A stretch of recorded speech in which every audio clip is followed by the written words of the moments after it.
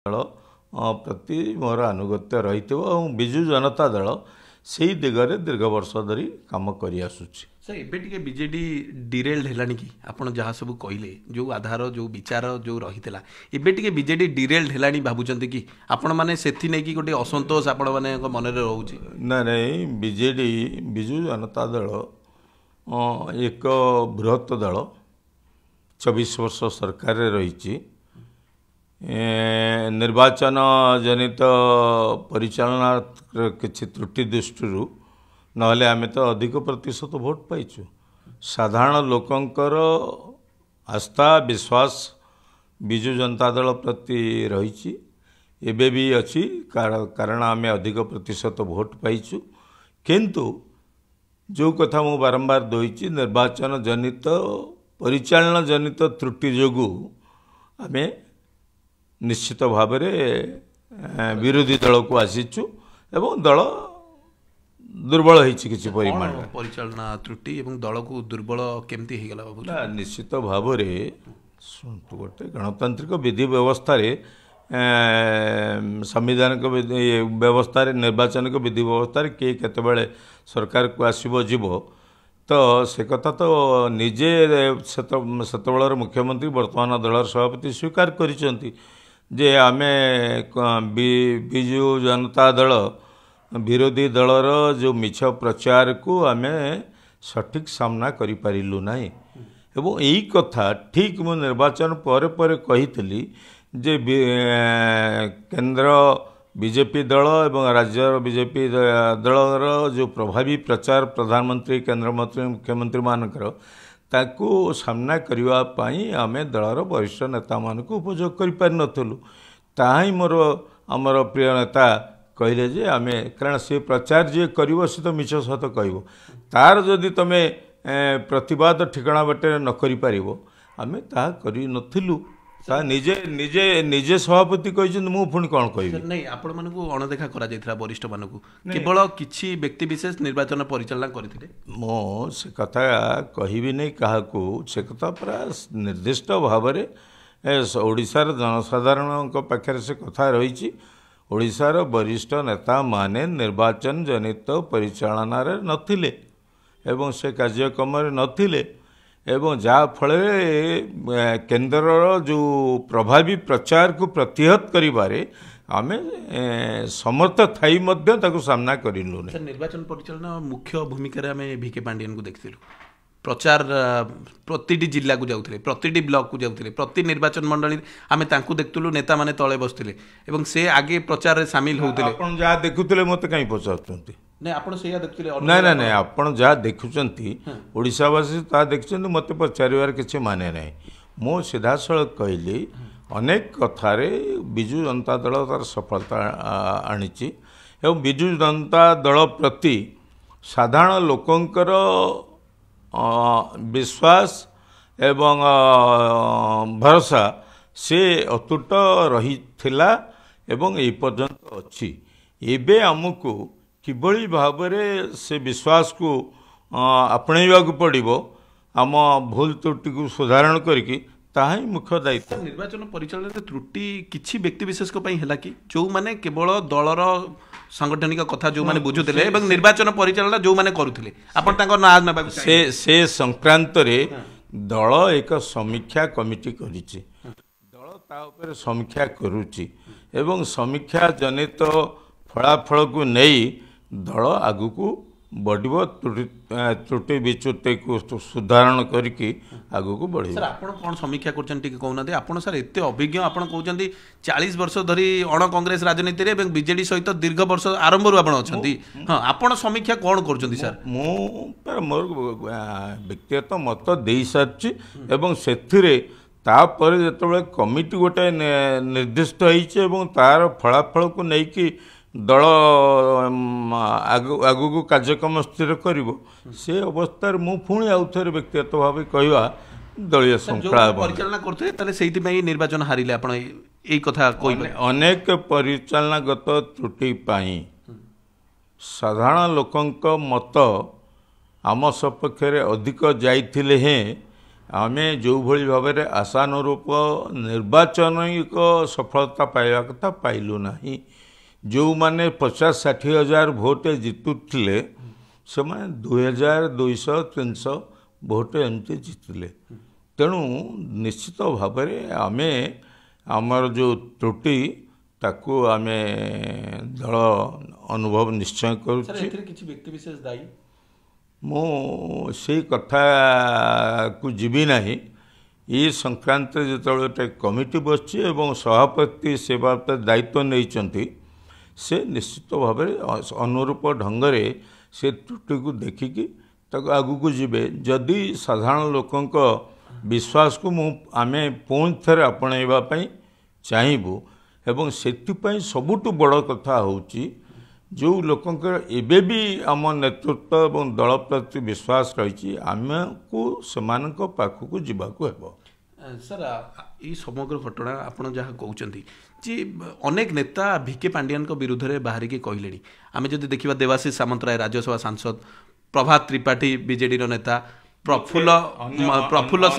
सामल भली अनेक नेता कहले। सर उदाहरण देकी से भली प्रश्नर उत्तर देवाई आप चाहतु नहीं, कारण ये संक्रांत रे दल एक कमिटी गठन करछि एवं दल से संक्रांत सठिक निष्पत्ति ननेले लोके दल सहित निश्चित भाव पुनर्विचार करेंगे। तेणु लोक ही बड़, लोकंक मत ही बड़, लोकंक मत प्रति गणतांत्रिक व्यवस्था ताकू आमको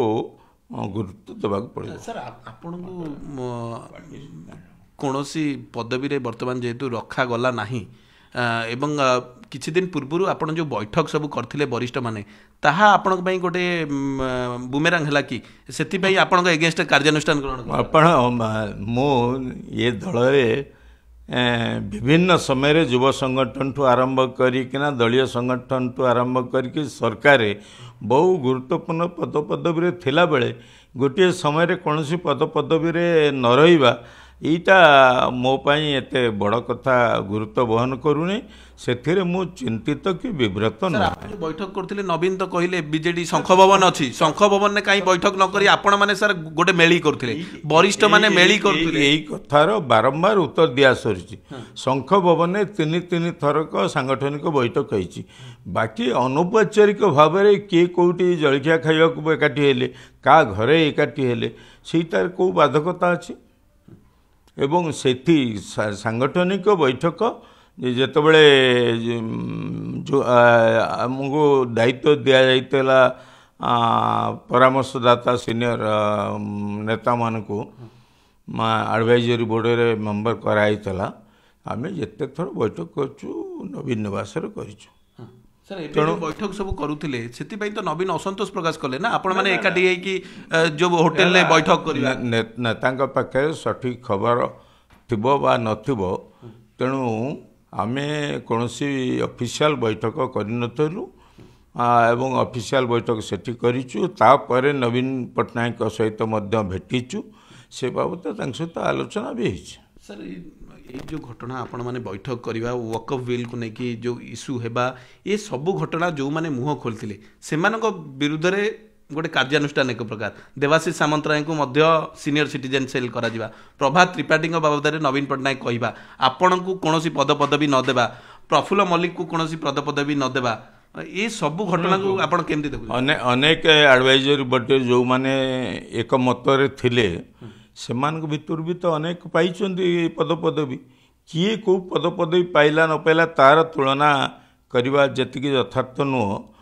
तेणु केवल जे पदपदवी पाइगले से माने दलीय कार्यक्रम सहित बा दलीय धारा जदि भूल बाटे जाए मुह चुप कर बसबे या भाविबा भूल। सर आप भावुं दल भूल बाटर जाऊँगी बर्तमान केतेबेले भी जते भूल बाटर जीव जो माने पदपदवी पाइचंती जो माने भावुचंती आपण माने माने मेली करुले मु मेली शब्दटा को निश्चित भाव में ग्रहण करी नहीं। ताहा आम दलर सभापति मानवर विरोधी दल नेता नवीन पटनायक द्वारा स्थिरीकृत एडवाइजरी बॉडी मीटिंग ଏବଂ ଆମେ ଆମର ଯଥାର୍ଥ ମତ ମଧ୍ୟ ଲିଖିତ ଭାବରେ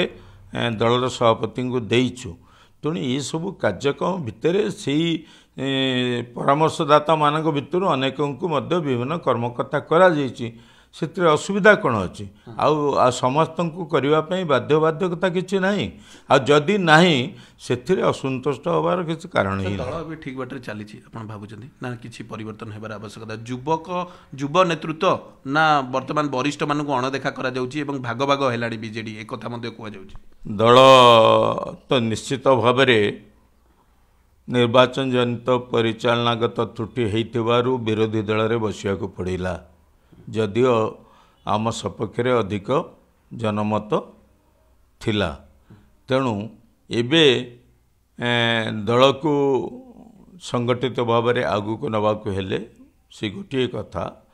ଆମକୁ ସାଧାରଣ ଲୋକଙ୍କ ବିଶ୍ୱାସକୁ ଆପଣେଇବାକୁ ହେଲେ କର୍ମୀମାନଙ୍କୁ, ନେତାମାନଙ୍କୁ, ଜନପ୍ରତିନିଧିମାନଙ୍କୁ ଜନସାଧାରଣଙ୍କ ପାଖକୁ ଯିବାକୁ ହେବ। ତାହା ହିଁ ଏକମାତ୍ର ରାସ୍ତା ଏବଂ ଗୋଟାଏ ସଶକ୍ତ ବିରୋଧୀ ଦଳ ଗଠନ ହୋଇପାରିଲେ ପୁଣି ଥରେ ସମ୍ଭାବନା ଦେଖାଯିବ। ସାର୍ ଏବେ ବର୍ତ୍ତମାନ ସ୍ଥିତି କ'ଣ ଦେଖୁଛନ୍ତି? କାରଣ ନିର୍ବାଚନ ପରିଚାଳନାକୁ ନେଇକି ଯେଉଁ ଦୋଷ ତ୍ରୁଟି କଥା ଆପଣ କହୁଛନ୍ତି ସାର୍, ଅନେକ ତ ମୁଁ ସେଇ ପ୍ରଶ୍ନ ପଚାରିବାକୁ ଚାହିଁବି, ଆପଣମାନେ ଯେଉଁ ନେତାମାନେ ଭିକେ ପାଣ୍ଡିଆନକୁ କହୁଛନ୍ତି ତାଙ୍କ ପରିଚାଳନାଗତ ତ୍ରୁଟି ପାଇଁ ହାରିଛନ୍ତି, କିନ୍ତୁ ସେ କଥା ସାର୍ ନବୀନ ପଟ୍ଟନାୟକ ତାଙ୍କୁ ସବୁବେଳେ କ୍ଲିନ୍ ଚିଟ୍ ଦେଇଛନ୍ତି। ଆପଣମାନେ ଏବେ ମଧ୍ୟ ଆପଣ ଦେଖିଥିବେ ନବୀନ କ୍ଲିନ୍ ଚିଟ୍ ଦେଇଛନ୍ତି ତାଙ୍କୁ। ଆପଣମାନେ ସିଧାସଳଖ ଏଭଳି ପ୍ରଶ୍ନ କରିବା ଓଡ଼ିଶାବାସୀଙ୍କ ମନୋଭାବ କୁ ଜାଣିଲା ପରେ ସିଧାସଳଖ ଏଭଳି ପ୍ରଶ୍ନର ଉତ୍ତର ମୋଠୁ ପାଇବେ ନାହିଁ। କାରଣ ମୁଁ ବିଶ୍ୱାସ କରେ ଏକ କଲେକ୍ଟିଭ୍ ଲିଡରସିପ୍ ଏବଂ ଲିଡରସିପ୍ର ମର୍ଯ୍ୟାଦା ବିଜୁ ଜନତା ଦଳର ସର୍ବମୟ ନେତା ନବୀନ ପଟ୍ଟନାୟକ ତାଙ୍କ ନେତୃତ୍ୱରେ ଏବଂ ଦଳ ଜନକଲ୍ୟାଣକର କାର୍ଯ୍ୟକ୍ରମ ଏବଂ ଧର୍ମନିରପେକ୍ଷତା, ସାମାଜିକ ନ୍ୟାୟ ଇତ୍ୟାଦି କାର୍ଯ୍ୟକ୍ରମ, ଗରିବ ଲୋକଙ୍କ କଲ୍ୟାଣ ପାଇଁ କାର୍ଯ୍ୟକ୍ରମକୁ ନେଇକି ଆଗକୁ ବଢ଼ୁଥିଲା ଏବଂ ସେଇଥିରେ ଦଳ ପୁଣି ନିଜକୁ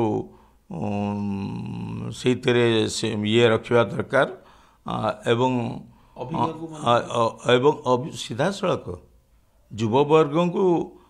ଆପଣମାନେ ଆଗକୁ ଆଣିବା ଉଚିତ। ଅଭିଜ୍ଞଙ୍କୁ ମଧ୍ୟ ଅବହେଳା କରିବା ଉଚିତ, ତାଙ୍କର ପରାମର୍ଶ ମଧ୍ୟ ନେବା ଉଚିତ। ଯୁବବର୍ଗ ଆଗକୁ ପ୍ରାଧାନ୍ୟ ମିଳିବା ଦରକାର, ଅଭିଜ୍ଞଙ୍କ ପରାମର୍ଶ ମଧ୍ୟ ନେବା ଉଚିତ।